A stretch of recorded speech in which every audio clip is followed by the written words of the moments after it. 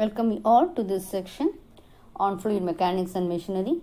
So this session is also devoted regarding certain equations and certain understanding regarding the course outcome 1. So we know very well the previous topic we have discussed about the properties of fluids, the mass density, mass density, specific qualities, specific gravity, viscosity, compressibility, right? Okay. So now we will have to find going for Bernoulli's theorem, so continuity equations. So that we are going to learn in this section. So first one is actually the Bernoulli's theorem. So what's actually the Bernoulli's theorem is actually, before we are entering into the Bernoulli's theorem, so I'll be just going on to some motions actually. What it is normally this Bernoulli's theorem will be based on certain applications, okay, or certain assumptions. So what are certain assumptions? Then only this Bernoulli's theorem will be applicable. So first one is actually there is no work or heat interaction between a fluid element and the surrounding. So there is no work or heat interaction between a element, if we are considering any fluid elements and the surrounding shouldn't take place. The flow should be incompressible and friction by viscous forces has to be negligible. That's very, very important. So friction has to be negligible. And next one is actually another also you can see the flow should be ideal, that is the viscosity should be 0. So those are certain assumptions. The flow should be steady, the flow should be irrotational. Like this we do have certain assumptions based on which Bernoulli's theorem is working. And this Bernoulli's theorem is actually, this is the equation, and this was developed by Daniel Bernoulli 1738. So it is named after the scientist as Bernoulli's theorem. So we have it as P by rho G plus V squared by 2G plus Z is equal to C1. So we have 1 is actually the pressure term, that what it is, P by rho into G. So that will be the flow work per unit mass. Okay, V squared by 2G will be the kinetic energy per unit mass, and Z will be the potential energy per unit mass. So C will be a constant. So now you are going to apply your Bernoulli's theorem. So you know very well it will be applicable on regarding this office meter and also Venturimeter. Okay, so in office meter, Venturimeter, so this Bernoulli's law of theorem is being applied. Okay, so we will be discussing them one by one now. So actually first one is your Venturimeter. So regarding Venturimeters, we know actually what it is. Its Venturimeter is actually a device used for measuring the rate of flow of a fluid through a pipeline. So what will be parts of this Venturimeter? So it will have a short converging part you will have, and you will have a short will have it as a short throat, and also you will have a diverging part. Okay, so these are the three. So this will be working based on the Bernoulli's theorem. Okay, so this will be based on Bernoulli's theorem. Next.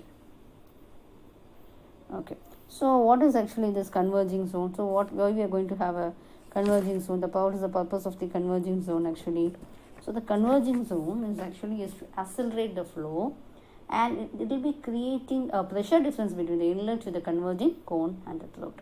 Okay, so the angle of diverging cone will be from, you can see that the angle will be from 14 degree to 20 degree. So that is be a angle. Next point is actually it has a very short cylindrical throat.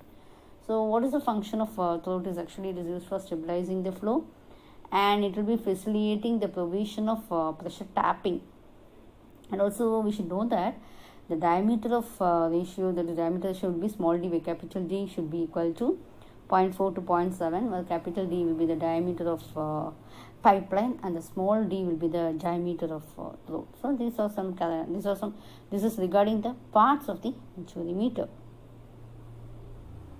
Next one we do have a diverging part or diverging cone. What it is actually, the diverging cone, so you know very well when fluid is passing over the diverging section, the velocity will be reduced and the pressure will be increased to the original value to what extent it is possible practically. So there will be regaining of pressure. So angle of diverging cone, that will be from 5 degree to 7 degree. You can see this section actually. So figure shows that a Venturimeter is being inclined in a is being inserted in inclined plane to measure the flow rate through the pipe. So let us consider we are having a steady, ideal and one-dimensional object. That's already I told you, these are some assumptions, steady, ideal and all. So under these situations, there will be velocity and pressure at any section will be uniform. Okay, so and let the velocity and pressure at the inlet section 1 be V1 and P1, and at the throat in the section 2 or V2 and P2. You can see this, please see this. So I am fixing a manometer here. Okay, so G is a converging zone. I am having a throat, so there will be direction of flow. You can see that. Okay, so diverging zone, there is a direction of flow, and this is Z, is the datum level, and delta H you do have. Z2 is the, I am considering two sections. The height of this is Z1 and that is Z2. Okay, so converging cone, the parts are being shown. So next we will see the equations. Now I am going to apply Bernoulli's equations in both the sections. We saw the two sections, isn't it?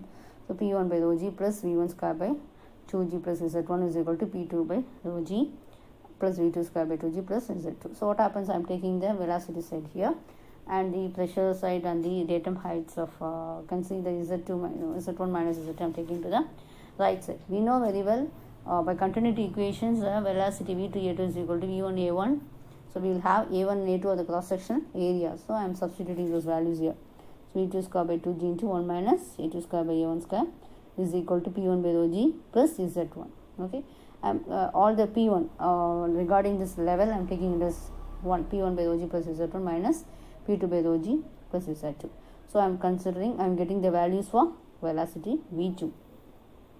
So actually here I am getting as 1 by root of 1 minus A2 square by A1 square into root of 2G H1 star minus H2 star, where the H1 star and H2 stars will be the piezometric pressure heads at the points 1 and 2 respectively.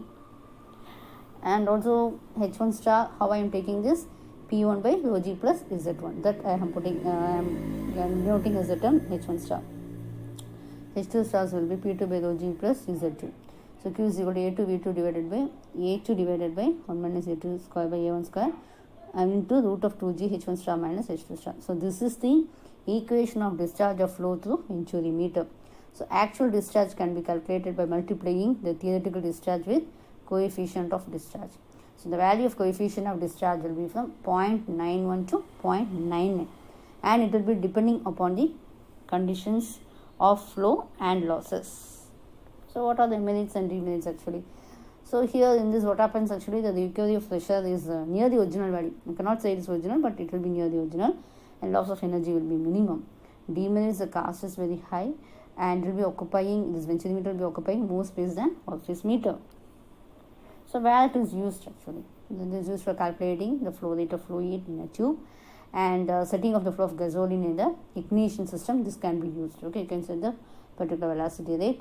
In medicinal field also, Venturimeter can be used to measure the rate of flow, blood flow in the arteries. Thank you for your patient listening.